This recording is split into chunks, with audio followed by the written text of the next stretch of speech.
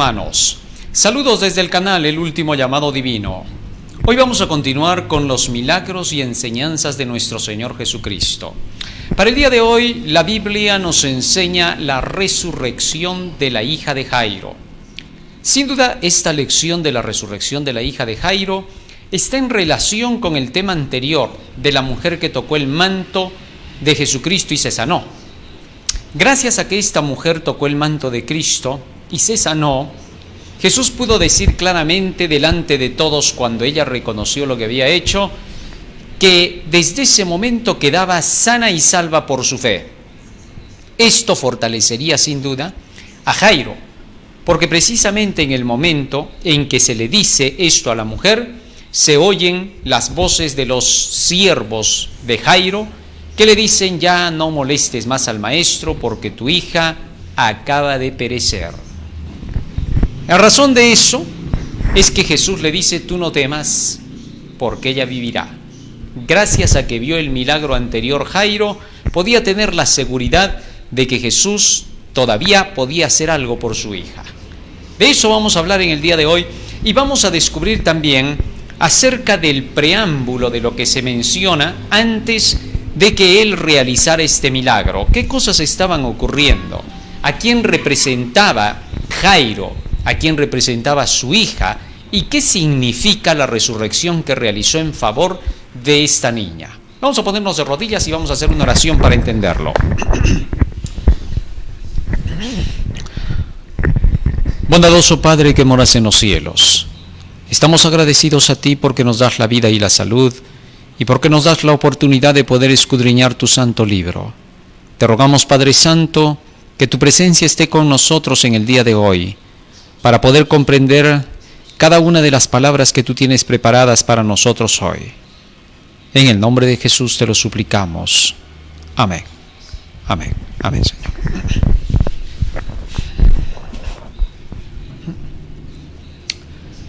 Muy bien. Vamos a buscar el registro de esta historia entonces en el libro de San Lucas, en el capítulo 8, desde el versículo 40 en adelante. Vamos a ver nuestro texto bíblico para poderlo leer. San Lucas capítulo 8, versículo 40 en adelante. También está registrado en San Mateo capítulo 9 y en San Marcos capítulo 5. En los tres libros podemos leer acerca de esta historia y ya sabemos que comparamos cada uno de estos libros para poder encontrar el máximo detalle de los eventos que ocurrieron en dicha ocasión. Muy bien. San Lucas 8:40 dice: cuando volvió Jesús, le recibió la multitud con gozo, porque todos le esperaban. Acuérdate que Jesús estaba regresando de Gadara, de allá del lado del paganismo. Había ido a hacer su campaña en Gadara y había logrado en toda esa ciudad, que era una ciudad no pequeña, había logrado Jesús un gran éxito. Había logrado conquistar de todos esos miles a 2 personas. ¡Qué maravilla!, ¿no? 2 personas para Cristo en todo ese lugar de Gadara. Bueno, sin duda, los maestros modernos, al ver que se ganan 2 personas en toda una ciudad, muchos pensarían y dirían: esto fue un fracaso, ¿no? Sin embargo, para Jesús no. Por 2 personas y encima 2 endemoniados, se fue hasta Gadara. Y estando allí en Gadara, ganando solo a 2 almas, Cristo regresó contento y feliz. ¿Por qué? Porque él sabía que la obra había comenzado, que todo empieza de menos y llega a más. Cuando queremos nosotros abarcar mucho, apretamos poco. Quien mucho abarca, poco aprieta, dice el dicho, ¿no? Así que entonces Jesucristo, que conocía muy bien cómo se trabaja, porque él era muy estratégico, sabía que estos 2 harían mucho más obra de lo que uno pensaba. Bueno, y a decir verdad, un año después, ya vamos a estudiar eso, hubo una tremenda obra que estos 2 endemoniados llegaron a hacer en toda la ciudad, y la ciudad se agolpó cuando Jesús regresó. Pero bien, Jesús entonces regresó y la multitud le recibió con gozo. Estaba regresando a los creyentes, porque todos le esperaban. tanto habían escuchado de Jesús que estaban ahí los curiosos, ahí estaban los dirigentes incluso de la misma iglesia, aquellos que se oponían contra Jesucristo y que no les gustaba verlo, pero también estaban ahí. Algo hacía que estos estuvieran presentes, ¿no? La gracia del Señor era tan fuerte que hacía que por lo que Él hablaba vinieran a tomar interés estos mismos hombres que no querían ni reconocerlo como el Mesías. Pero algo los hacía quererlo escuchar, quizás para encontrar algún error, a ver si predicaba alguna cosa de la cual se le pudiera sacar ventaja o por la cual se pudiera decir, este no sirve para nada. Pero algo querían, pero ahí estaban. Y entonces dice que la multitud le esperó, todos le esperaban. Verso 41. Entonces vino un varón llamado Jairo. ¿Ve? Ahí estaban los dirigentes entonces. Jairo era un principal de la sinagoga, era un fariseo, que era principal de la sinagoga. Y postrándose a los pies de Jesús, le rogaba que entrase en su casa. Versículo 42. Porque tenía una hija única, como de 12 años, que se estaba muriendo. Y mientras iba, la multitud le oprimía. Así que era una niña que estaba, dice, muriendo. Estaba ya al borde de perecer. En el libro de San Marcos se nos dice que estaba agonizando. En el libro de San Mateo dice, ven porque mi hija se murió. Bueno, lo que pasa es que en el libro de San Mateo la real traducción es, ven porque mi hija está a la muerte. Esa es la forma en que en realidad está en el original. No decía murió, porque él mismo le estaba diciendo luego que vaya hasta su casa y en el camino vienen los de su casa y le dicen, tu hija ya murió. Eso mientras iban en camino. Así que entonces la verdadera traducción de San Mateo, para que lo puedas leer, dice, estaba a la muerte, es decir, muy cerca a morir. Muy bien. Habiendo aclarado eso, seguimos avanzando. ¿Qué más pasó? Versículo 43 en adelante. Pero una mujer que padecía de flujo de sangre desde hacía 12 años y que había gastado en médicos todo cuanto tenía y por ninguno había podido ser curada, se le acercó por detrás y tocó el borde de su manto y al instante se detuvo el flujo de su sangre. Entonces Jesús dijo, ¿quién es el que me ha tocado? Y negando todos dijo Pedro y los que con él estaban, Maestro, la multitud te aprieta y te oprime. Y dices, ¿quién es el que me ha tocado? Versículo 46. Pero Jesús dijo, alguien me ha tocado, porque yo he conocido que ha salido poder de mí. Verso 47. Entonces cuando la mujer vio que no había quedado oculta, vino temblando y postrándose a sus pies le declaró delante de todo el pueblo por qué causa le había tocado y cómo al instante había sido sanada. Verso 48. Y él le dijo, hija, tu fe te ha salvado, ve en paz.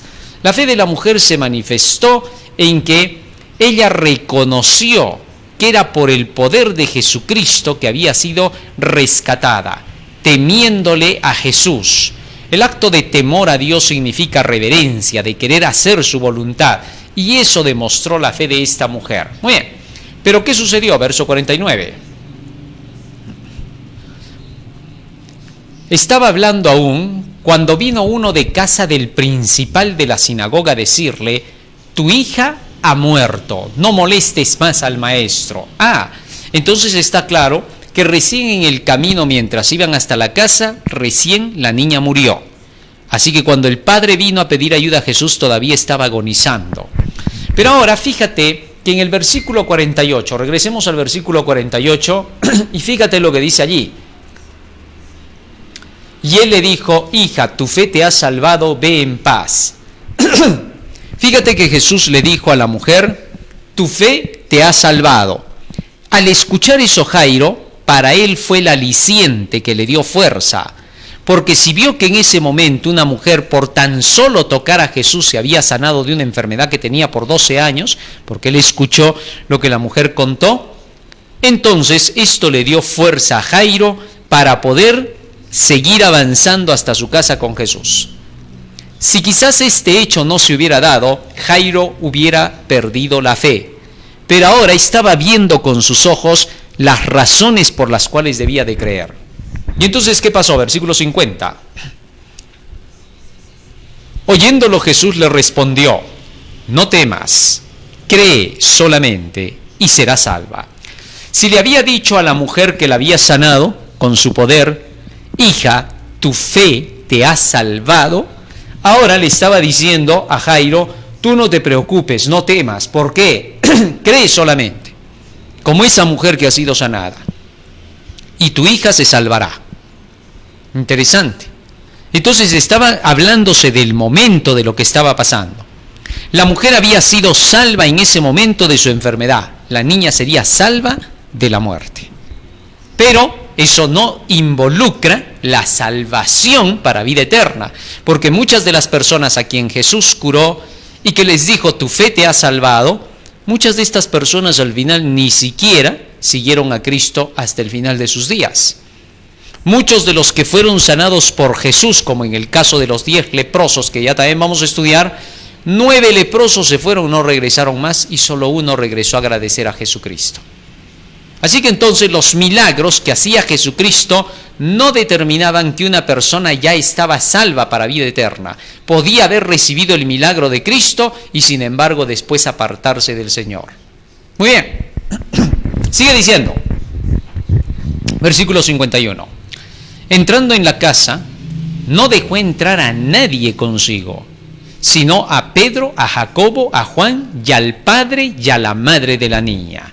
Ahora, aquí hay algo interesante. El padre, Jairo, representa a un dirigente de la iglesia. La hija representa a los hijos del dirigente, como también a los miembros de la iglesia, porque a ambos se les cataloga como sus hijos, tanto sus hijos biológicos como sus hijos espirituales del dirigente. Eso quiere decir que este era un dirigente, un pastor de iglesia, preocupado porque su propia hija, que debía de haber sido guiada por él a la verdad y que no se aparte de la verdad, estaba representando a un hijo que se aparta del camino del Señor. Muchos dirigentes de iglesia pueden ser muchas veces grandes mensajeros y predicadores, y puede que los hijos sean todo lo opuesto, que no hacen caso de la voluntad de Dios, están muertos en delitos y pecados o a punto de morir, como la hija de Jairo. Y para ese tipo de situación también la Biblia da solución.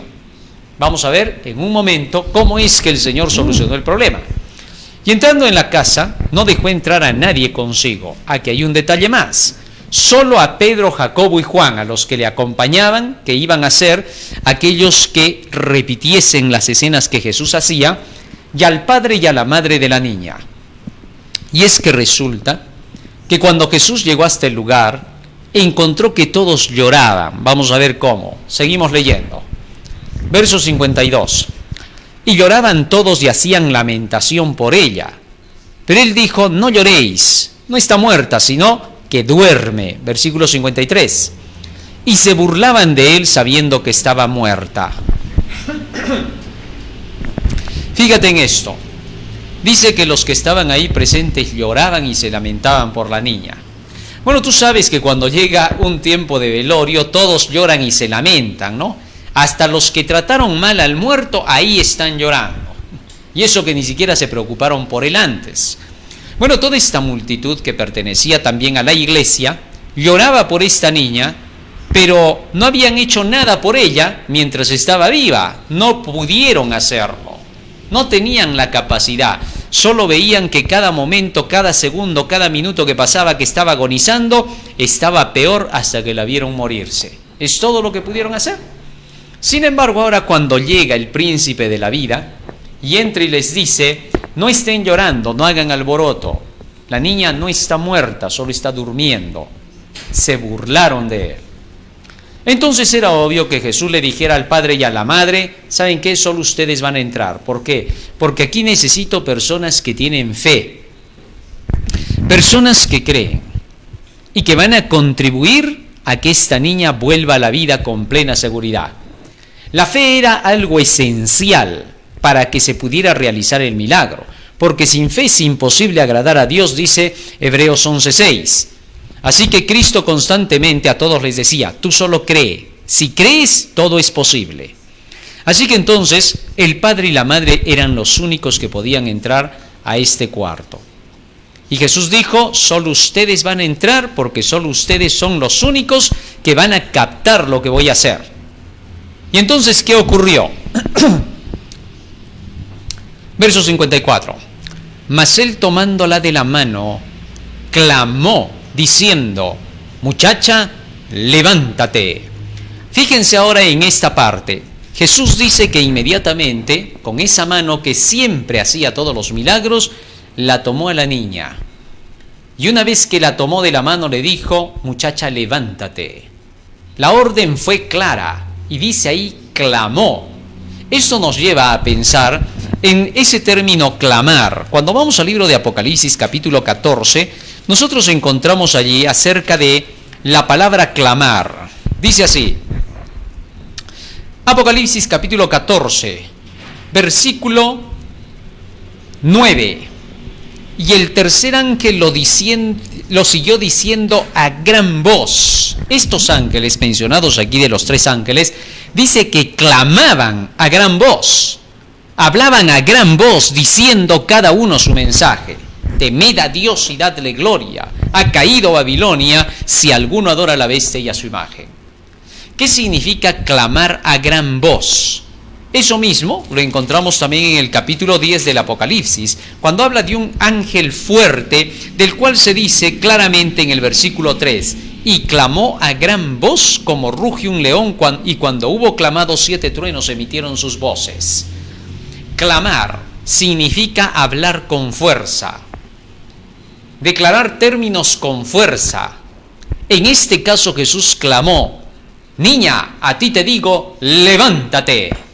Era una orden. Esa palabra de Jesucristo penetró hasta el oído de la muerta y la levantó, la trajo a la vida. Bueno, este es el relato que se nos cuenta acerca de la resurrección de esta niña, versículo 55.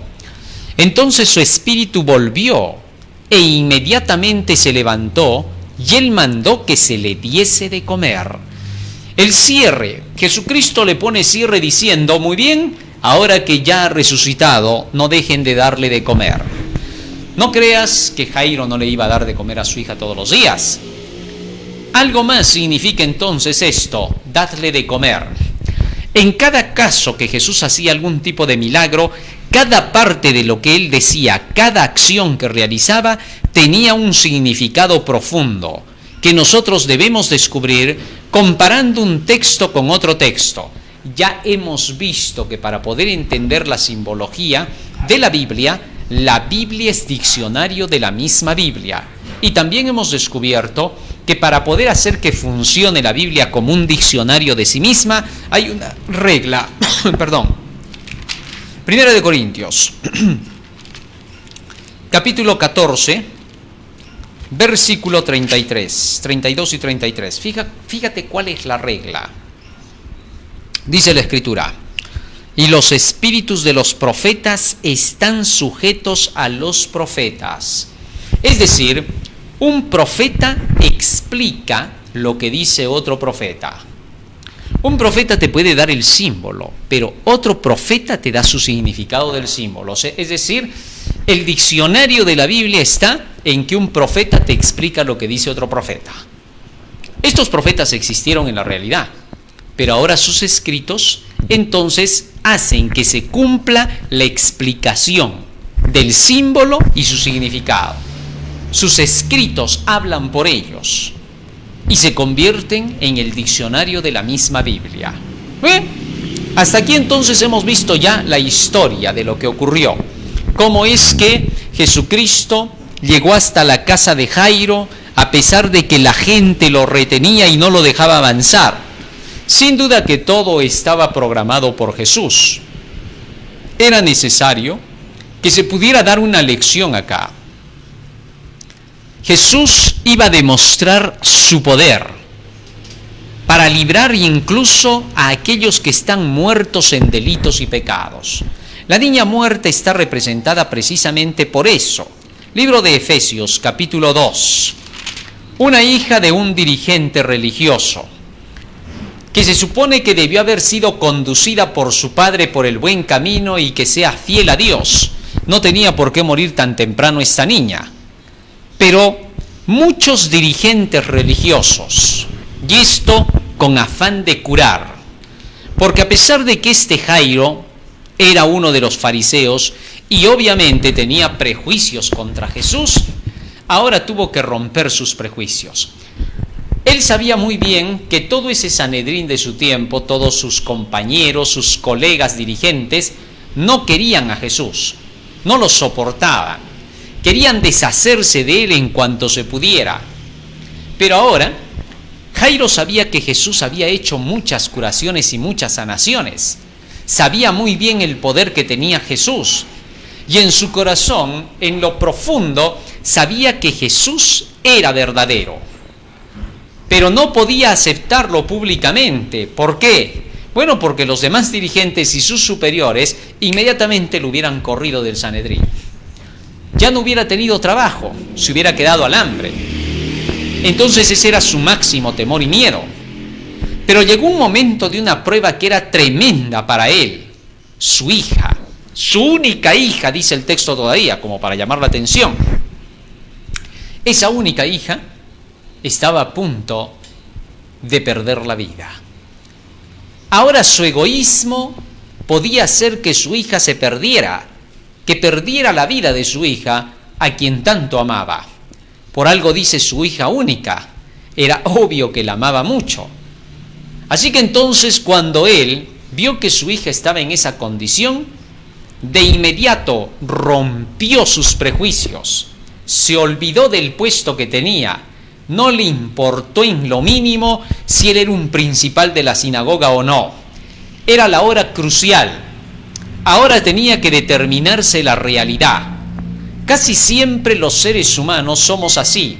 Cuando estamos frente a un gran peligro nos acordamos de Dios, ¿no? ¿Te has dado cuenta cómo es nuestra condición? Cuando estamos graves, ahí estamos de rodillas. Señor, por favor, acuérdate de mí. Pero cuando ya se pasó la gravedad, nos olvidamos otra vez y seguimos en lo que siempre hacemos, los negocios y el trajín de la vida. ¿Cuántos miles de personas en esta pandemia han despertado? Y han decidido que tenían que buscar a Dios, que se habían olvidado de Él. Y de pronto comienza a volver todo a la normalidad. Y de pronto otra vez vienen los negocios, vienen las cosas del mundo y se olvidan de que le hicieron promesas a Jesús. Es que el ser humano es así. Entonces, la palabra del Señor enseña que el hombre no debe llegar a ese punto, sino que debe escapar de esa situación y debe vivir la realidad. No volver al mundo fantasioso en el que está. Debe despertar, abrir los ojos para comprender que este mundo, tal como se manifiesta, es un mundo falso, engañoso, hueco y vacío. Pero para que llegue a comprender eso, sus ojos se tienen que abrir a la luz. Tiene que regresar de ese estado de muerte a vida, pasar de muerte a vida. Ese es el detalle. Y para eso tiene que comprender su condición. Aquí vamos a ver cómo es que este hombre Jairo reacciona viendo lo que sucede con su hija y cómo regresa a la vida. Y desde ese momento Jairo se convirtió en alguien que era ya discípulo de Cristo. Había visto lo que pasó con su hija, ya no podía negarlo, y en agradecimiento tenía que permanecer del lado de Cristo. Y bien, así que entonces este hombre, ¿qué cosa hace? Rompe por completo sus prejuicios y se acerca a Cristo y le dice: por favor, ven a mi casa, porque mi hija está agonizando. Se me muere, en otras palabras, ya se muere mi hija. Fíjense cómo se humilló. De hecho, sus demás compañeros dirigentes deben haberse quedado perplejos. Pero no se atrevían ni siquiera a decirle: oye Jairo, ¿qué te pasa? ¿Por qué estás yendo a pedir así auxilio y todavía de rodillas ante este impostor? Porque si le hubieran dicho eso a Jairo, entonces ellos sabían que Jairo públicamente hubiera dicho: basta ya de mentiras, basta de estar calumniando y difamando a Jesús. Es mi hija, así que olvídense de mí, y si quieren su cargo, si quieren se los devuelvo. Y les hubiera tirado el cargo en la cara.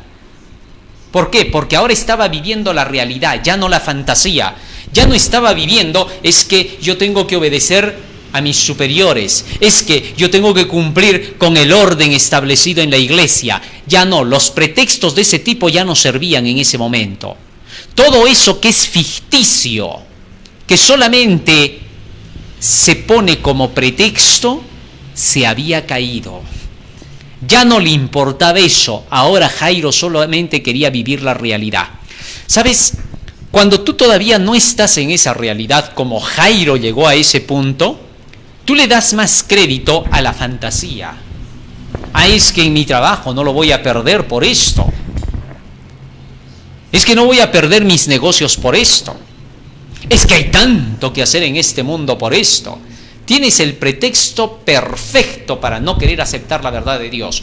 Pero hay un momento en que te ves cara a cara con la eternidad. Y en ese momento te olvidas de tus fantasías. Y tus ojos y tu mente se vuelven a la realidad. Y recién dices, ¿estoy pensando con la cabeza o no me está funcionando el cerebro que me han dado? Eso le pasó a Jairo. Tenía que vivir ahora la realidad. Ya no interesaba lo que le dijeran sus superiores. ¿Qué importaba si su sueldo estaba en juego? ¿Qué interesaba si sus amistades estaban en juego? Ya no importaba nada. Solo importaba una cosa: si soy una persona que por gusto me opongo a la verdad, entonces esa hija se me va. Así de sencillo. En eso se tiene que pensar, llegado el momento. Dirigentes religiosos, dejar el orgullo de lado, dejar lo que manda la voz de los superiores, dejar de pensar en lo que digan los colegas, los otorongos, ya no vale. Dejar de pensar en lo que te digan tus amigos y familiares, no sirve. Razona.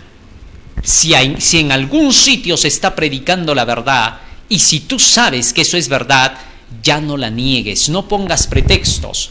No digas, es que él es un samaritano y tiene demonio. Es que por Belcebú echa fuera los demonios. Es que dice que es un impostor. Es que dice que está creando su propia organización. Es que dice que los diezmos. Es que dice. Deja de decir lo que dicen. Vive la realidad. Conviértete en un ser humano. Eso es lo que tienes que hacer. Si tu orgullo no se cae, perderás a tus hijos en tu casa. Porque muchas veces los hijos en la casa están reconociendo y están diciendo, pero predica la verdad. Papá, ¿por qué te opones? No, pero es que yo tengo que hacer caso de la voz de los superiores. Piensa, si no, toda la organización se va a venir abajo y yo, ¿de dónde vamos a comer?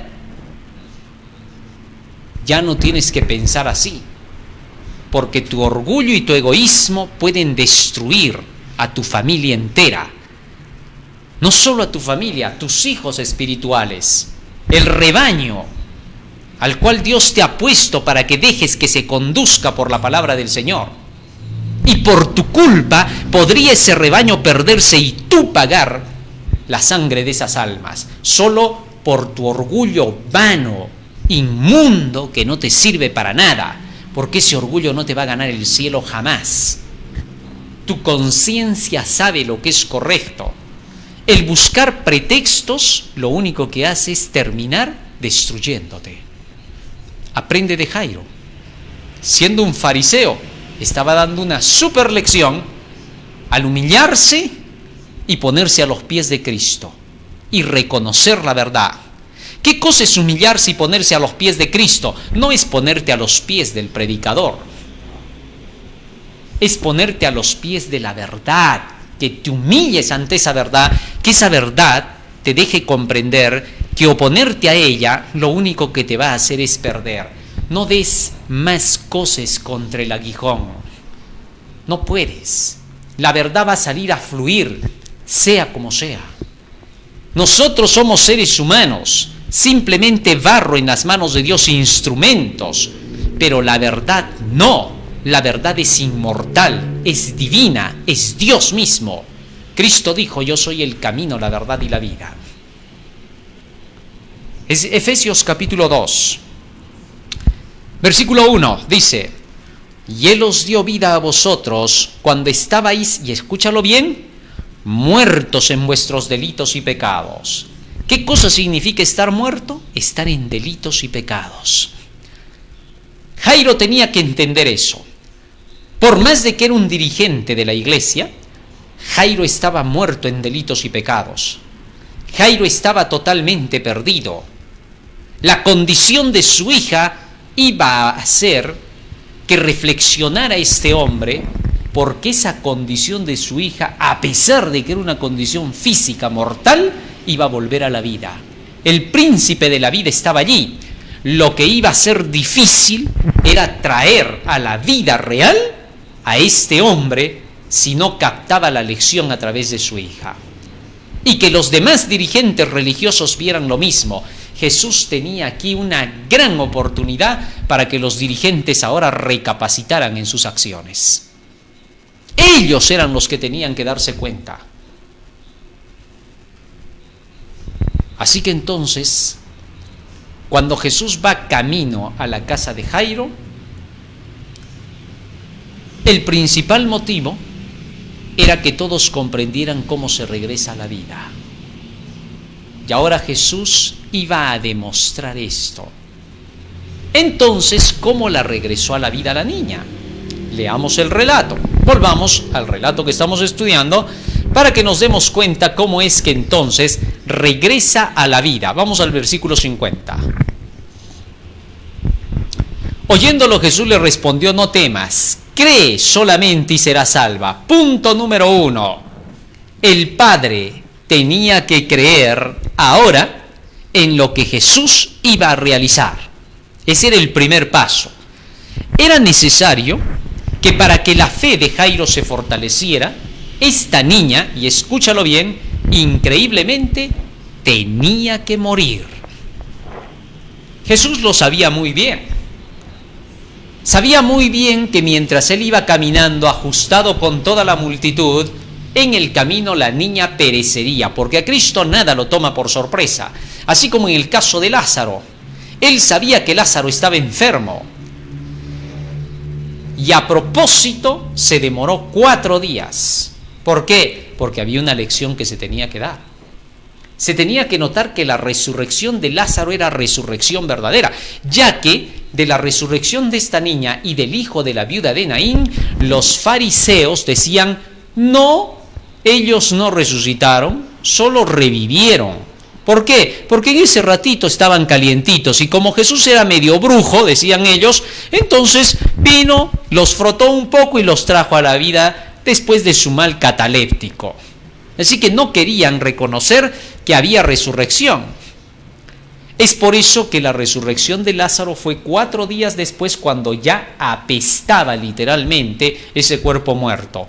Porque Marta le dijo a Jesús: hiede ya, cuando dijo que abrieran la tumba. Así que entonces eso determinaba que Lázaro ya estaba muerto y bien muerto. Con esa finalidad es que se hizo en esa ocasión el milagro. Ahora, la muerte de esta niña iba a producir una reacción positiva en Jairo. ¿Cómo así? Al ver que la muerte había llevado a su hija, Jairo se humilló más todavía.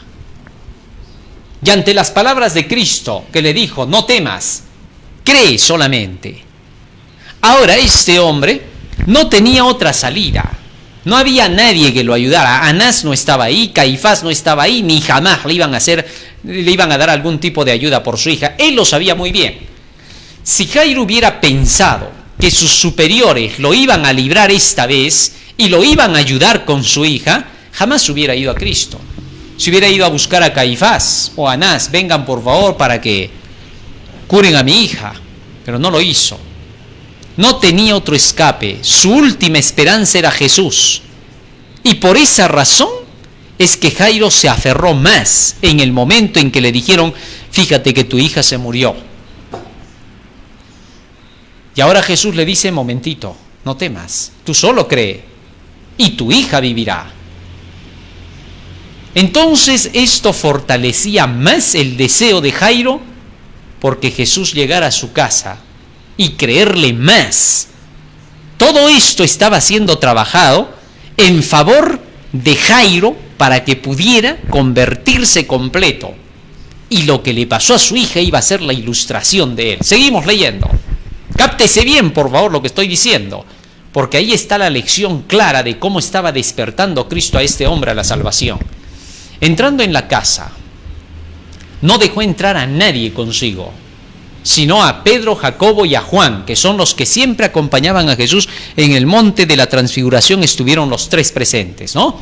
Eran los que más se dedicaban y consagraban a las cosas que Jesús hacía, y al padre y a la madre de la niña. Ahora, para ayudar a esta niña, que representa a un hijo de la familia del dirigente o algún miembro de iglesia que está muerto en delitos y pecados.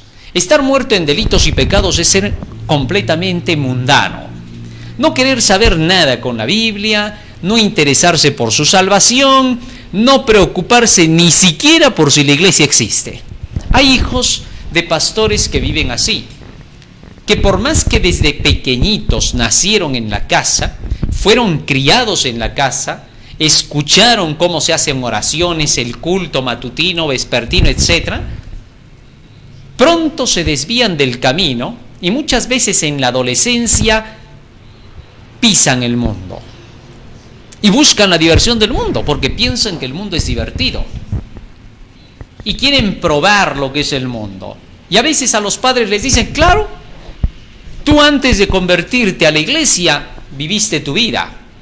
Y ahora como yo nazco acá, nazco con tus ideas, yo también quiero probar el mundo. Quiero saber cómo es ese mundo de pecado, para yo también con experiencia regresar y buscar la salvación. Increíblemente. Y eso ocurre porque muchas veces las lecciones no han sido dadas correctamente o simplemente no se les ha puesto atención a las enseñanzas que se estaban dando. Y por eso estos jóvenes terminan alejándose del camino y a veces hacen quedar mal a la misma obra porque los mundanos dicen, ¿cómo pues? Son los hijos del pastor y míralos cómo son. Y a veces muchas personas sacan provecho incluso de los hijos del dirigente. Es increíble lo que pasa. Pero muchas veces también debe recordarse que es por causa de que el mismo dirigente no está andando por el camino de Dios como debe de ser, o no enseñó correctamente como debe de ser. Porque a veces sucede que el padre, el dirigente, sí es consagrado a Dios, sí busca los caminos del Señor y sí hace la voluntad de Dios, como el caso de Samuel, un gran profeta, y sus hijos se desviaron. Así que entonces hay diversidad de cosas, pero en esta ocasión con Jairo se nota a una persona que no estaba siguiendo el camino correcto de Dios, seguía la tradición, se guiaba por los superiores, y eso hacía que los hijos pudieran contemplar y ver, porque los hijos están mirándolo todo. Si tus hijos ven que tú prefieres más a tu trabajo por tu dinero, a tu posición, en lugar de preocuparte por la verdad de Dios, y lo haces de lado al que predica la verdad, al que te enseña la verdad, tan solo porque tus superiores se oponen, tu hijo se dará cuenta de eso y odiará la verdad. Y pronto morirá en delitos y pecados. Así que entonces hay un trabajo que tiene que hacer el dirigente, reconocer primero su condición. Ahora bien, como este Jairo en el camino ya había aprendido la lección y Jesús le había dicho, cree, entonces Jairo se estaba aferrando con fuerza a Jesucristo. Estaba aceptando lo que Cristo le decía, estaba creyendo contra toda probabilidad, porque ya le habían dicho así, tu hija está ¿qué? Muerta. Y contra todo eso, porque Jesús le dijo, tú solo cree y tu hija vivirá, solo por eso se estaba aferrando ahora con fuerza. Y como ya había la suficiente fe en Jairo, puesto que siguió caminando con Jesús y no le dijo, ya basta, no sigas caminando, ahora entonces Jesús llegó con un aliado que era el Padre. Y la madre estaba unida con esa creencia del esposo, porque obviamente ella sabía que había ido a buscar a Jesús, y al verlo llegar a Jesús con él, ella misma se aferró a la misma fe. Así que mucho puede hacer el esposo por la esposa cuando el esposo demuestra fe, creencia en la palabra de Dios. No te olvides lo que dice Romanos capítulo 10, versículo 17. Romanos capítulo 10, versículo 17. Dependiendo del grado de fe que tenga la persona, contagia a la otra. Esta fe, la fe es contagiosa, créaslo o no. Porque cuando se ve a una persona que se aferra tanto, la otra comienza a decir, ¿qué hay en ese libro que te interesa tanto? Y entonces comienza a buscar la verdad. Romanos 10, 17 dice, así que la fe es por el oír y el oír por la palabra de Dios. La fe de Jairo se había fortalecido más cuando escuchó la palabra de Cristo a la mujer que fue sanada. Y ahora por esa palabra de Jesucristo se aferraba en lo que Cristo iba a hacer, y la esposa se unió con Jairo en eso. ¿Te imaginas si Jairo hubiera llegado hasta la casa y se hubiera acercado a su mujer y le hubiera dicho, bueno, lo he traído a Jesús, pero ya pues me han dicho que ya se ha muerto, a ver, vamos a ver qué puede hacer pues Jesús por ella? No sé, intentará, bueno, por lo menos ya está acá, ya para que no pierda el tiempo, bueno, que intente aunque sea llamarla pues a la vida. Si hubiera llegado así Jairo, sin duda que su mujer lo hubiera mirado a Jesús de pies a cabeza y simplemente hubiera acompañado a entrar para ver qué pasaba. Pero no fue así. Jairo llegó creyendo ahora. Estaba seguro de lo que estaba escuchando. Creía en Jesucristo por las palabras de Cristo, porque había visto lo que sucedió en el camino, porque después, por la persona de Cristo, en su cabeza pasaba cada momento lo mismo, ¿no? Lo que decían sus superiores. Eso no se le iba a ir de un momento a otro. El asunto ahora era tan solo por la fe en la palabra de Jesús, en la promesa que le estaba haciendo. Más allá de eso, no había en lo que creer. Si Jesús no hubiera podido resucitar a su hija, sin duda que Jairo le hubiera dicho, gracias maestro, hiciste lo que pudiste, hasta luego. Y luego se hubiera ido a sus superiores y hubiera dicho, bueno, ¿saben qué? El maestro Jesús después de todo no había sido el Mesías que creíamos, no hay nada que temer porque no pudo hacer nada por mi hija. Sencillo, así hubiera terminado Jairo. Así que entonces la fe se estaba aferrando en las promesas de Jesús, en sus palabras. Que eso quede en claro. Cuando te aferras a la verdad, aférrate por la verdad. Aférrate solo por eso. Porque después los que llevan ese mensaje solamente son los instrumentos de Dios. ¿Entendido? Esos instrumentos te hacen llegar la luz. Cristo era el instrumento de su Padre. Por eso el mismo Jesús, fíjate lo que decía estando en nuestro mundo. Libro de San Juan. Libro de San Juan capítulo 5. Versículo 19. Respondió entonces Jesús y les dijo, de cierto os digo, no puede el Hijo hacer nada por sí mismo, sino lo que ve hacer al Padre, porque todo lo que el Padre hace también lo hace el Hijo juntamente. Fíjate ahora en esto. Jesús quería que nosotros creamos por la verdad que traía, no por el físico que traía, no por el puesto que llevaba. Jesús nunca aceptó seguidores porque creyesen que Jesús tenía un gran puesto entre los judíos. Nunca. Jesús no se dio el título de sumo sacerdote, no vino como sacerdote, no vino como un levita, no vino como un dirigente en el pueblo. Vino como el menos de todos los demás. El hijo del carpintero, del pueblito de Nazaret, muy proverbial. Tanto así que en una ocasión Natanael le dijo a Felipe, ¿de Nazaret puede salir algo de bueno?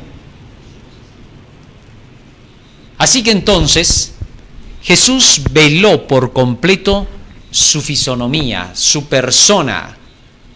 Trató de no ser atractivo físicamente hablando, con atuendos como los sacerdotes que se vestían bien arregladitos.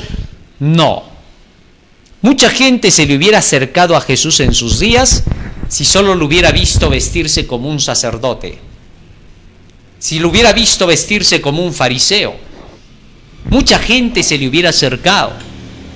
Si hubiera visto que los dirigentes lo hubieran apoyado, aun que Jesucristo fuese el hijo del carpintero y los dirigentes hubieran dicho: oh, este hombre predica muy bien, se nota que es un siervo del Señor, muchos lo hubieran escuchado a Jesús. Es increíble. Cuando muchos dirigentes en una iglesia te apoyan cuando estás predicando y dicen: oh sí, es alguien que predica muy bien, el Señor lo está acompañando, tiene el Espíritu de Dios, solo porque ellos lo dicen, varios lo vienen a escuchar. Y cuando esos mismos dicen: no le crean, es un divisionista, separatista, ya nadie le quiere creer. ¿Eso qué quiere decir? Que jamás creyeron en la verdad, que solo estaban creyendo por la influencia. Eso no sirve para nada. Si van a creer en lo que se lleva del Evangelio, que crean por el Evangelio. Que si no creen por el Evangelio, cuanto antes sea mejor, que no crean nada. ¿Por qué? No llegarán jamás al cielo. No se necesita esa gente. Es inservible para el cielo. Porque cuando lleguen al cielo, se van a encontrar que las cosas no eran como se imaginaban y pronto comenzarán otra vez la rebelión. Porque esta gente solamente quiere ver delante de sí lo que ella juzga que debería de ser para poder creer. Es increíble, ¿no? Hay personas que cuando tú les llegas a predicar, lo primero que hacen es mirarte de pies a cabeza. Y si no estás a la altura de lo que ellos creen o de ti, o piensan que debes de ser tú, ya no te quieren escuchar. Es increíble, no sé qué buscan. Porque si llegara el mismo Dios del cielo, tampoco lo aceptarían, porque algo no cuadraría de acuerdo con su nivel obtuso que han formado de lo que debe de ser alguien que esté delante de ellos. ¿Correcto? Tampoco se pide que tenga que ser algo degradado, pero ha de ser algo sencillo. Y muchos miden por eso, ya no miden por la verdad, poco les importa. Jesús vino en la forma que vino para que la gente que creyese en Él, creyese por la verdad que traía, por la sabiduría que llevaba, que era lo que más valía. Lo que traía en conocimiento se llamaba Dios. Lo que venía en la forma humana se llamaba Jesús, hecho hombre. ¿Te diste cuenta? Cristo en su forma humana no era más que un ser humano común y corriente. Podía morir como cualquiera y murió. ¿Por qué? Lo crucificaron, se murió. Así que entonces, aquí lo que prevalecía era esa parte, la creencia en la verdad que traía. Y cuando Jairo llegó a su casa con la creencia en la verdad de lo que sus ojos vieron en el camino, entonces eso contagió a su mujer. E hizo que su mujer se olvidara de quién estaba entrando como persona. Porque es de hecho que la mujer apenas vio a Jesús, debe haber reaccionado sabiendo todo lo que se decía contra él. Pero por lo que vio en el comportamiento de su marido, ella también aprendió a ser humilde. Y por esa razón, Jesús les dijo a los dos: solo ustedes dos van a entrar conmigo al cuarto de la niña. Ninguno de los que están acá presentes, estos no me entran. ¿Por qué? Porque todos los que estaban ahí solamente eran llorones. Nada más. Eran gente que no estaba contribuyendo ni siquiera a aumentar la fe de Jairo y de su mujer. No ayudaban en nada. Como dice el dicho, ¿no? Quien poco ayuda, mucho estorba. Así que entonces estos lloraban y Cristo les dijo: ¿qué tanto alboroto? La niña solo está durmiendo. Era un llamado de atención muy directo. Fíjate bien lo que dice aquí el evangelista Marcos en relación con lo que estaba ocurriendo en el momento en que Jesús llegó hasta la casa. Fíjense lo que dice acá. San Marcos capítulo 5, versículo 39. Si lo tenemos el texto. San Marcos capítulo 5, verso 39. Fíjense qué dijo Jesucristo en el Evangelio de Marcos. Marcos 5, 39. Dice: y entrando les dijo: ¿por qué alborotáis y lloráis? La niña no está muerta, sino duerme. Fíjate en eso. Cristo de frente les dijo, ¿qué tanto alboroto? ¿Qué pasa aquí? Bueno, escuchar eso en medio de un sepelio ya estaba medio extraño, pero Jesús sabía lo que estaba haciendo. Al decir eso, inmediatamente estaba sacando a la gente del shock. Interesante, ¿no? ¿Sabes? Cuando tú tienes a gente que está aterrorizada, preocupada, asustada, y está en llanto, está en shock. Entonces, si tú le hablas despacito a esa gente que está en shock, va a seguir en shock, no va a reaccionar. En cambio, si hablas con fuerza, lo sacas del shock, rompes el shock. Y al romper ese shock, la gente vuelve a la realidad. Y Jesús quería eso. Esta gente que estaba allí tenía que regresar a la realidad. Tenía que comprender lo que estaba por suceder. Había que llamar su atención. Si Jesús no hubiera hecho eso, no se hubiera llamado la atención de la gente en el momento de la resurrección. Se tenía que captar su interés de todos ellos, porque Jesús no estaba yendo solamente a resucitar a la niña. Eso era lo más fácil para Jesús. Dar la vida para Cristo es lo más sencillo que puede existir. En el principio, al polvo de la tierra le dio vida con su soplo. ¿No iba a poder darle vida a esta niña? Eso era lo que menos le preocupaba a Jesús, porque él sabía muy bien lo que estaba yendo a hacer y que su padre iba a actuar por él, porque siempre lo hacía.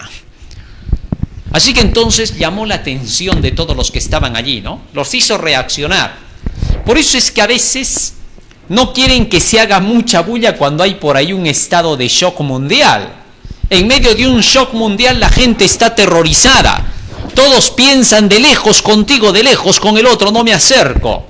Pero cuando hay un ruido fuerte, suena una bocina de un carro, inmediatamente sales del shock y vuelves a la realidad y dices, ¿qué estoy usando? ¿Qué me está pasando? ¿Estoy siendo humano o estoy siendo irracional? O sea, reaccionas, te das cuenta. Eso es sacar del shock. Por eso, a veces la bulla es buena cuando se hace un llamado de atención para que la gente regrese a la realidad. Porque vivir atemorizado todo el tiempo con algo que en el medio puede ser que esté o que no esté, lo único que te hace es vivir en shock. Fuera de la realidad no haces ni siquiera las cosas bien. Eso es lo que pasa. Dios quiere personas que estén en la realidad. Que si es verdad, por un momento hay el temor, la preocupación y la zozobra, y lo buscas por eso al Señor, luego tienes que volver también a la realidad. Y entonces por eso Jesús, ¿qué hizo? 2 veces actuó de la misma manera. ¿Cómo así? Primero, cuando entró, y a toditos los que estaban llorando, imagínate que entres tú a un velorio y que de pronto veas que la gente esté llorando, y tú siendo alguien como lo era Jesús, a quien mucho prejuicio le tenían, de pronto llegue y les diga a todos, ¿qué tanto alboroto? ¿De qué lloran tanto? La niña solo está durmiendo, no está muerta. Obviamente que la reacción se dio instantáneamente. Sigamos leyendo lo que dice el versículo 40. ¿Qué pasó? ¿Cómo reaccionó la gente? Mira, y se burlaban de él, mas él, echando fuera a todos, tomó al padre y a la madre de la niña y a los que estaban con él y entró donde estaba la niña. ¿Qué te parece? Así que el asunto ahora iba quedando más claro. ¿Qué cosa hizo Jesús inmediatamente? Cuando vio que esta gente se burló de él, porque todos decían, ¿de qué está hablando este hombre? ¿Que no se da cuenta que la niña está muerta? Un segundo punto clave, que esto debió haber hecho reaccionar a estos dirigentes. ¿Qué cosa? ¿Qué dijo la gente? ¿Qué testimonio dio? La niña está ¿qué? Muerta. Por eso se burlaban de él. Está muerta, decían. Muy bien, Jesús había logrado ahora lo que era necesario. Había testimonio de que la niña realmente no estaba agonizando, sino que estaba realmente ya muerta.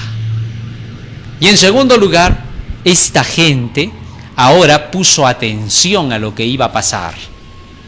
Ahora todos se quedaron, ¿qué va a hacer? Esperemos a ver qué sucede. Solo han entrado el papá y la mamá. Y Jesús hizo entrar a aquellos que no iban a dudar, sino que estaban deseosos más bien de que Jesús hiciera regresar a la vida a la niña. Ya estaba el escenario listo. Jesús había hecho todo lo necesario para poder abrir el campo para que ahora el milagro se realizara. Una tarea tenemos nosotros que hacer como Jesús: preparar bien el camino. ¿Para qué? Para que la vida pueda llegar a la humanidad. Nuestro trabajo es el trabajo de Cristo. Despertar a los que están prácticamente en shock y durmiendo ante la realidad. Tenemos que saber cómo se los despierta. Segundo, tenemos que preparar el terreno de tal manera que todos estos estén conscientes de que se necesita la vida. Ese es nuestro trabajo, predicando el Evangelio, yendo a cada persona, estamos trabajando así. Y cuando el Evangelio llega a ese corazón trabajado, por lo que hemos ido declarando y haciendo, en un momento voy a decir cómo tenemos que hacer esa preparación para que las personas estén listas para recibir el Espíritu. Entonces, en el momento que todo ya estaba listo y el escenario estaba perfecto, Jesús realiza el milagro. ¿Y qué sucede? Dice el texto bíblico, versículo 41. Y tomando la mano de la niña. Aquí hay algo interesante. Tomando la mano de la niña. Agarró la mano de la niña que estaba muerta. Esto iba a ser el canal para dar vida. Fíjate cómo. Y tomando la mano de la niña le dijo, Talita Cumi, que traducido es, niña, a ti te digo, levántate. Qué interesante. ¿Qué cosa significaba tomarla de la mano? ¿Por qué Jesús estaba agarrando la mano de esta niña? Porque bien Jesucristo pudo haber dicho simplemente, niña, levántate, y lo hubiera hecho. Era el poder de Dios. Pero Jesús siempre tenía una lección que dar en cada cosa que hacía. Había que estar atento a cada detalle de lo que Jesús hacía. Por eso, la Biblia ha sido dada de tal manera que cada parte del texto es analizado al mínimo. ¿Para qué? Para que no se pasen las palabras de Jesús. ¿Sabes? Cuando una persona te está predicando y te está hablando, hay momentos en que tu mente se distrae y solo oyes porciones de lo que dijo. Pero cuando la vuelves a escuchar la predicación grabada, de pronto te das cuenta que había más, que cada cosa que se estaba diciendo tenía un propósito y un sentido, que eso que te pareció ser solo relleno en lo que te estaban diciendo no había sido así, sino que todo lo que te estaban diciendo era precisamente lo que iba a formarte completamente. Porque es que a veces hay personas que leen la Biblia y a pesar de que la leen, todavía parecen no entenderla porque otros les dicen, oye, lees y eres peor cada vez. ¿Por qué sucede eso? ¿Qué es lo que ocurre? Bueno, sencillo, porque a veces pensamos que la Biblia solo nos está relatando una historia y que solamente hay que centrarnos en el foco de esa historia en lugar de ver cada cosa que va ocurriendo en toda la historia. Cuando vamos analizando cada porción así de la historia, vemos que todo lo que dice la Biblia tiene sentido, que cada coma, tilde y punto nos querían decir algo. ¿Eso qué significa? Lo que estoy haciendo ahora, al estudiar de esta manera, estoy haciendo que se capte la atención a cada detalle. Entonces tú le empieces a ver forma a lo que va ocurriendo. A eso se le llama concentración. La concentración no es el mero esfuerzo de tu mente haciendo una tensión cerebral que te puede llevar pronto a decaer. No. El poner atención a algo y concentrarse significa mirar cada palabra, comprender cada párrafo de lo que se está diciendo. Eso es ponerle atención, concentración. Y Dios hace fácil eso, porque tú podrías decir así, sí, ya sé que eso es concentrarse, pero ¿cómo? ¿Cómo se hace? Dios tiene todas las llaves, no te olvides. Cuando tú comparas un texto con otro texto, en el acto de comparar los dos textos, ya estás concentrándote. ¿Te diste cuenta? No era tan problemático.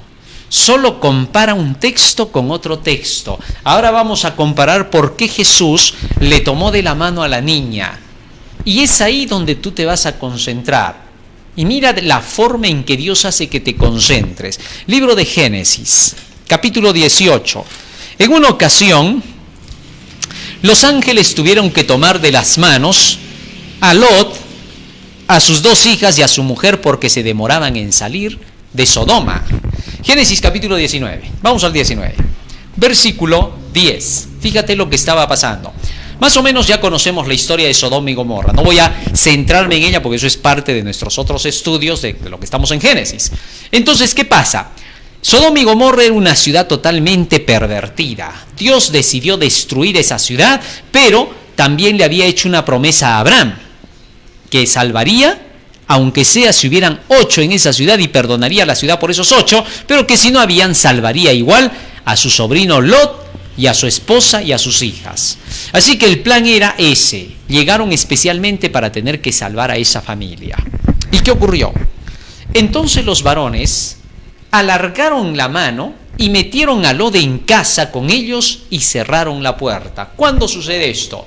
Resulta que todos los habitantes impíos de Sodoma, al ver que Lot recibió a los dos ángeles en su casa, estos que practicaban el homosexualismo vinieron para poder violar a los dos ángeles, porque ya era costumbre pues en Sodoma y Gomorra. La vida era así en Sodoma y Gomorra. Todo era prostitución, todo era aberración, perdición, de todo lo peor se veía, y todos los vicios contra naturaleza, ¿correcto? Así que entonces, ¿qué pasa? Cuando llegaron los dos ángeles, dice que se vino toda esta gente, desde el más viejo hasta el más joven de todos ellos homosexuales.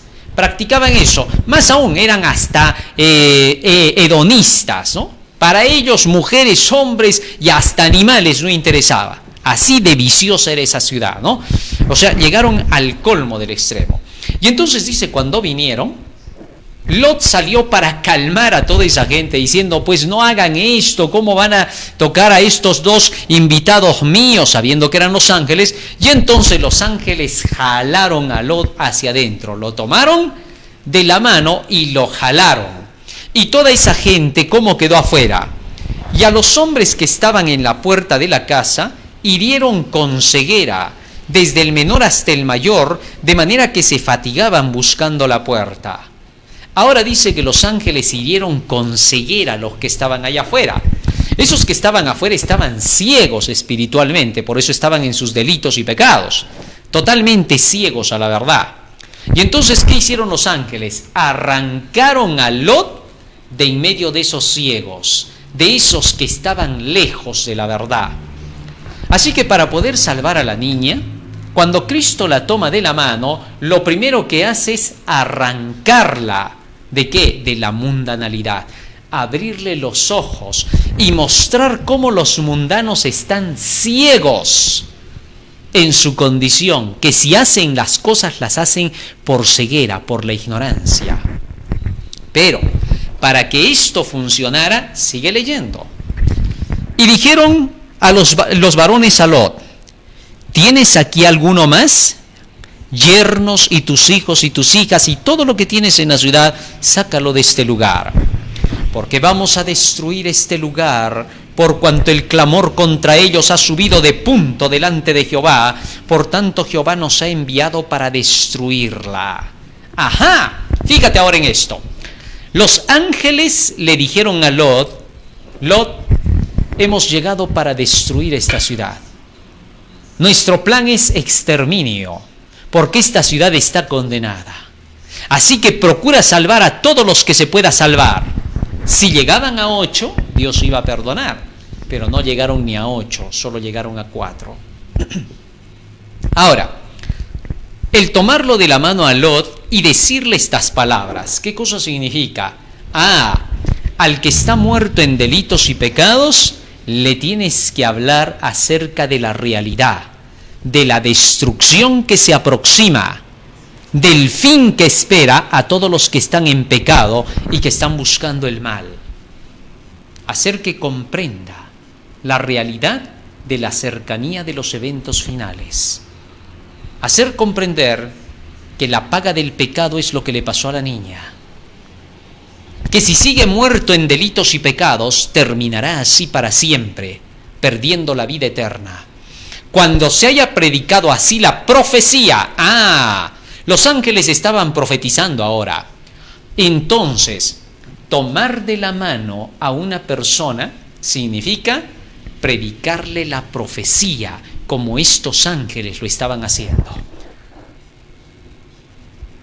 Para despertar a los hijos que están en casa del dirigente desviándose del camino, para despertar a un pueblo que está dormido, la profecía es el único camino. Si se predica así, si se enseña así en la iglesia, todos volverán a la vida. Cristo, el Rey de Reyes, sabía lo que estaba haciendo, pero ahí no queda el relato, sigue leyendo. Versículo 16. Y deteniéndose él, Lot y su esposa y sus hijas, Lot se demoraba en salir. Le daba pena tener que salir de su ciudad. Ya había cumplido con lo que tenía que hacer y no quisieron sus demás hijas y yernos salir de la ciudad. Solamente sus 2 hijas y su esposa, todo lo que estaba en la casa. Los demás creyeron que él se burlaba. Fíjate lo que dice en el versículo 14. Entonces salió Lot y habló a sus yernos, los que habían de tomar sus hijas, y les dijo: levántense, salgan de este lugar, porque Jehová va a destruir esta ciudad. Pero a ellos les pareció, a sus yernos, como que él se burlaba. No le hicieron caso. Así que la pena lo estaba ganando a Lot. Y como no salía, ¿qué pasó? Dice el texto bíblico: y deteniéndose él, los varones asieron de su mano y de la mano de su mujer y de las manos de sus 2 hijas, según la misericordia de Jehová, para con él, y lo sacaron y lo pusieron fuera de la ciudad. ¿Qué te parece? Así que entonces hicieron algo por ellos los ángeles. ¿Qué cosa? Los tomaron de las manos y le dijeron: vamos, salgan de acá, tenemos que irnos, porque la ciudad va a ser consumida en llamas. Como Lot se retrasaba, los ángeles tuvieron que jalarlo. Eso era la misericordia de Dios.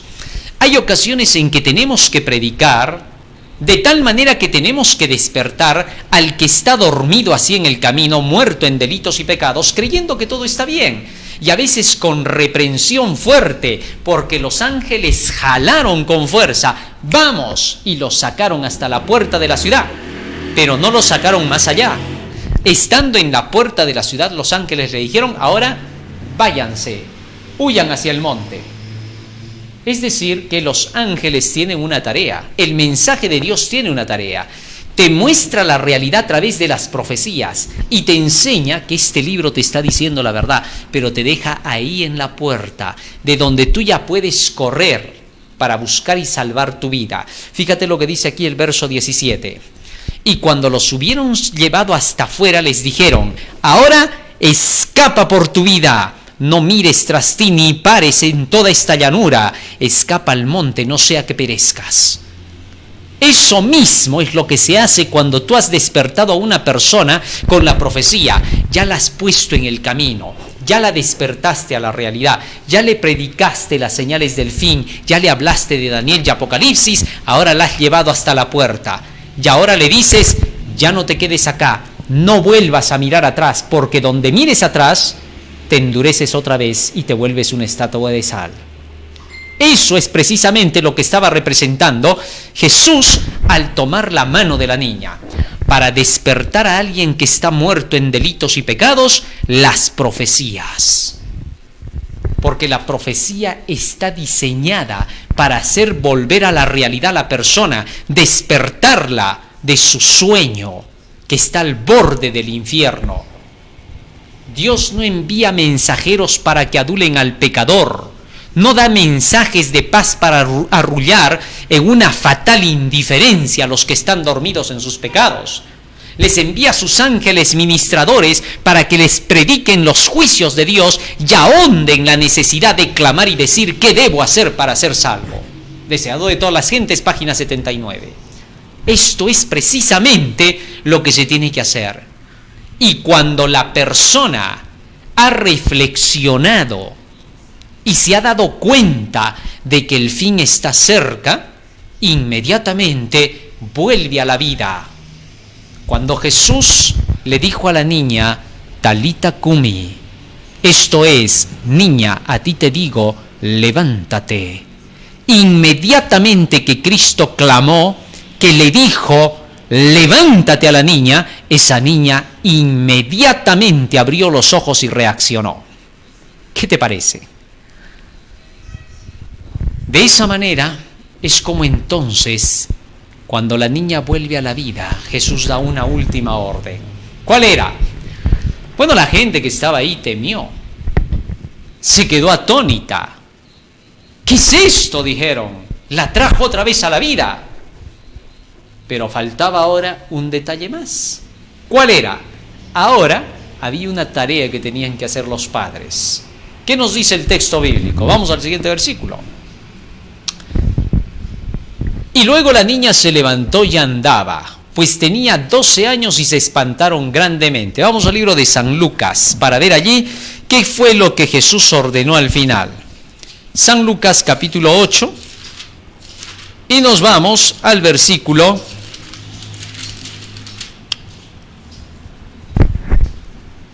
55 de San Lucas 8. Escucha bien lo que dice ahí.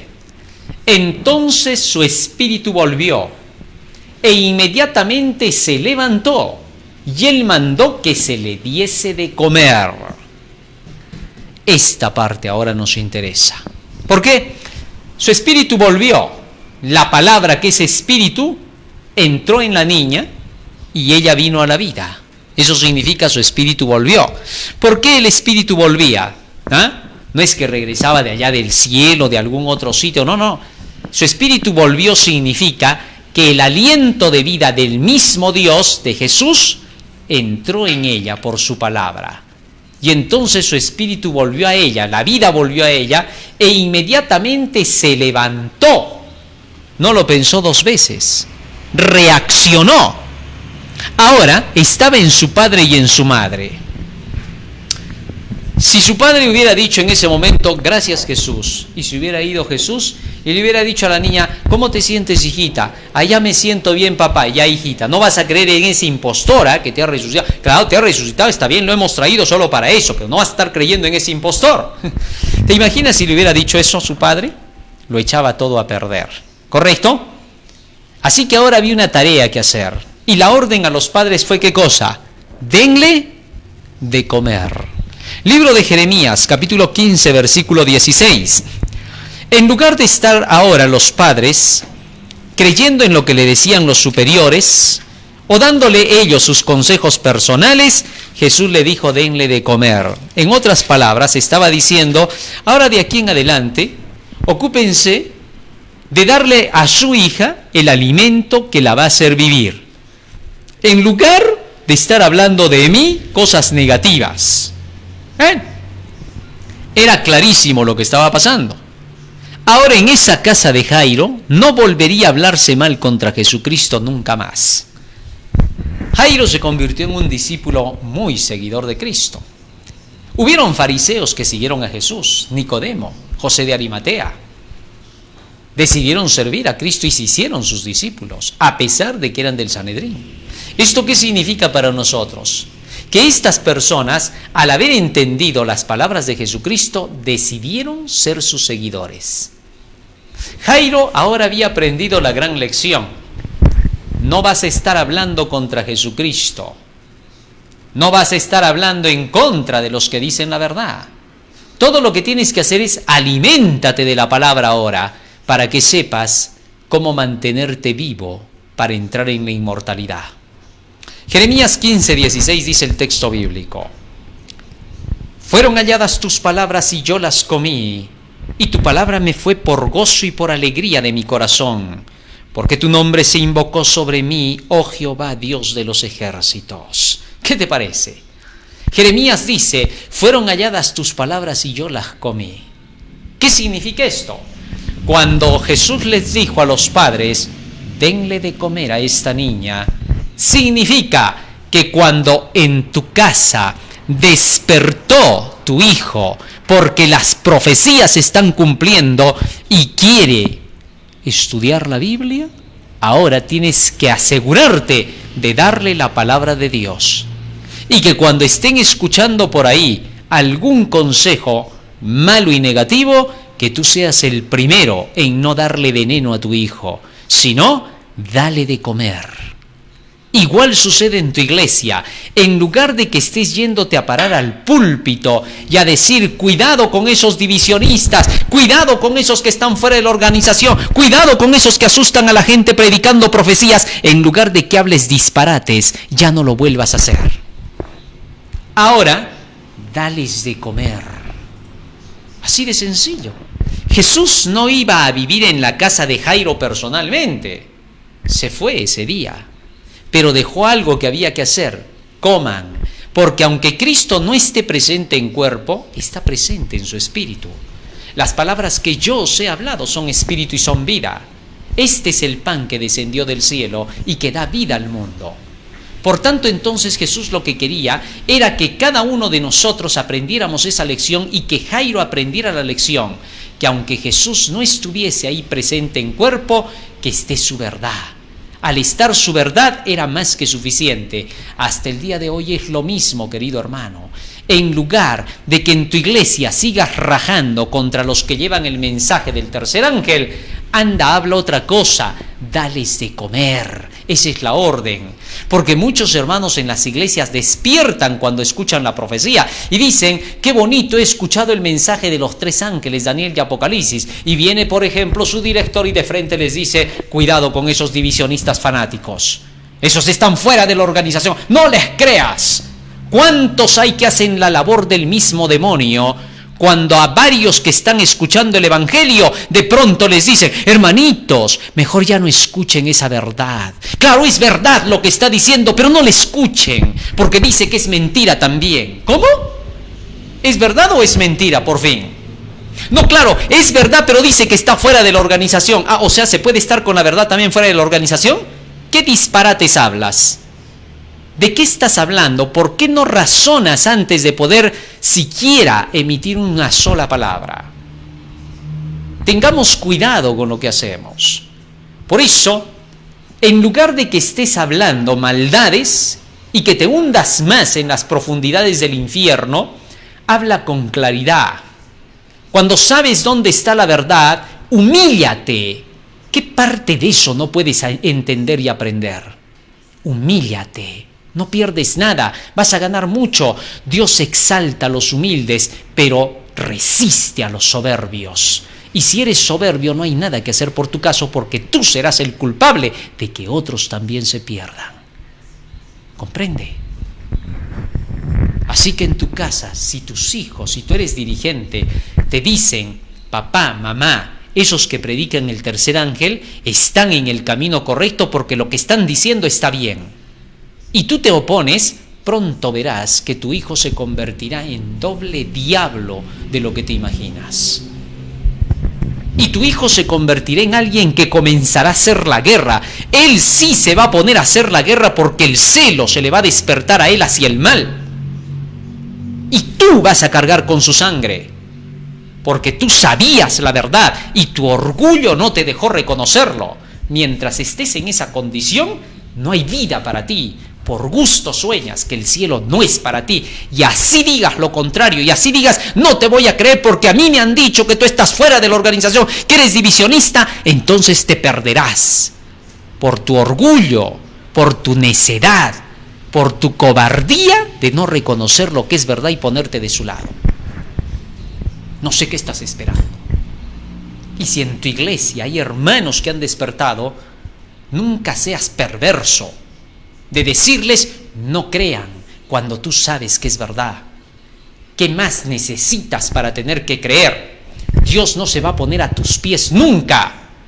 ¿Que no puedes entender eso? Dios nunca jamás te va a decir a ti, bueno, tú tienes la razón en esto. Claro, yo tengo la verdad, pero tú tienes la razón. Tú estás mal, eso no va a pasar. Ni siquiera te sueñes, porque nunca pasará eso.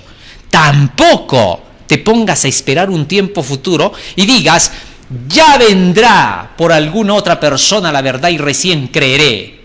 Te equivocas. Cuando la verdad te llega por quien Dios quiere que te llegue, porque solo es verdad y solo quiere que creas porque es verdad, al margen de tus cartoncitos, al margen de tu puestito. Y Dios no te pide disculpas por decirte eso jamás. Al margen de todo eso, simplemente crees o no crees la verdad. Cree, porque al que cree todo le es posible. Pero si no crees, no hay nada que hacer. Pero sí te digo una cosa, si tú no quieres creer, si crees que tú lo que tienes es para ti, tu vida, quédate con eso, pero no mates a los demás. Si tú te quieres perder, piérdete al final. Si no quieres recibir la verdad, pero no dejes que los otros se pierdan en la iglesia, esos niños por quien darás cuenta en el día final, solo porque no quisiste aceptar lo que era verdad, a pesar de que sabías que era la verdad. Cuando Cristo venga, solo te va a preguntar, ¿sabías que era la verdad? Sí, pero Señor, pero no te he preguntado ninguna otra cosa, hijito. Solo quiero saber, ¿sabías que era la verdad? Porque si era la verdad, salvaba. Nada más. No interesa por quién venga esa verdad. Era la verdad, era la medicina, era lo que curaba, era lo que sanaba. Imagínate, si un médico conoce que hay una medicina que está sanando y ese médico rehúsa esa medicina y no la quiere utilizar para salvar, ese será denunciado como criminal, como un asesino. No merece vivir, merece pagar lo que hace. Así de sencillo. ¿Crees tú que Dios es tonto? ¿Que tú puedes poner un caramelo en su boca y volvérselo a sacar? Te equivocas. A Dios no lo engañas. Ese que ha hecho eso, en el día final no le va a decir al Señor, Señor, pero me vas a disculpar, pero yo solo obedecí órdenes superiores. Así, hijito, ahora también vas a obedecer una orden superior. ¿Cuál? Al infierno preparado para el diablo y los ángeles. Tienes que obedecer. Ya que te gusta obedecer, anda. Te quiero ver que lo hagas. No te salvarás. Así de sencillo. Tú siendo alguien que sabe lo que es verdad y que lo único que salva es la verdad, ninguna otra cosa, ni tus formas, ni tus ceremonias, ni tus inventos personales. Si tú sabiendo eso prefieres oponerte a la verdad, te aseguro una cosa. Ya no queda más sacrificio por el pecado, sino una horrenda expectación de fuego que ha de devorar a los adversarios. Quiera Dios que así no sea. Quiera Dios que tu corazón se ponga noble en lugar de duro. Y que en lugar de llenarte de odio, te llenes de amor. Y que te des cuenta de que estás a un paso del cielo o a un paso del infierno. Que eres tú el que decide. Porque Dios no te obligará. Puede llamar a reprensión, puede hacerte razonar, puede hacerte reflexionar, pero nunca te va a obligar, jamás, porque la decisión la tienes tú. Jairo y su mujer tenían que decidir, ¿le vamos a dar de comer a nuestra hija o esperamos que de una vez se vaya? Una de dos. Vamos a pedirle a Jesús en oración que Él nos ayude para poder vivir de toda palabra que sale de la boca de Dios, para poder andar en todos los caminos del Señor como dice su palabra. Le vamos a pedir hoy que nos dé cada día de su alimentación. Vamos a ponernos de rodillas y vamos a orar.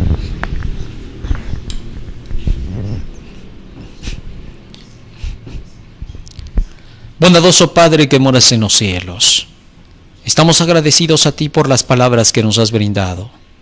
Y te rogamos, Padre Santo, que tu presencia y tu Espíritu puedan trabajar en cada corazón de tus hijos, para que, Señor, con estos llamados de atención que tú nos das a todos, podamos, Señor, recibirlos con amor y con mansedumbre, con humildad, para poder, Señor, decidirnos a caminar contigo y que tú seas nuestro Salvador personal. Padre Santo, en tus manos nos encomendamos por el día de hoy, para que tú nos guardes y nos guíes en las enseñanzas de tu palabra. porque te lo rogamos y suplicamos, en el nombre y por los méritos de Jesús, tu Hijo amado. Amén. Amén. Amén, Señor. Muy bien, querido hermano. Hoy hemos aprendido un tema más, un milagro más en la vida de Jesús. No te olvides, estamos en Face, estamos en Twitter, estamos en YouTube. Canal El Último Llamado Divino. Estamos también a través del hashtag del Último Llamado Divino y el Departamento de Publicaciones del Tercer Ángel del Último Llamado Divino. Estamos a través de la Asociación de Universitarios Adventistas del Último Llamado Divino. YouTube, 9:03 de la tarde, Daniel y el Apocalipsis. Magazine de Buena Fuente, Daniel y el Apocalipsis. Radio Líder, 5 de la tarde, AM 1240, FM 987, con los temas de milagros y enseñanzas de Jesucristo. YouTube, 9:03 de la tarde, Daniel y el Apocalipsis. Dios te bendiga, Dios te acompañe, querido hermano. Amén.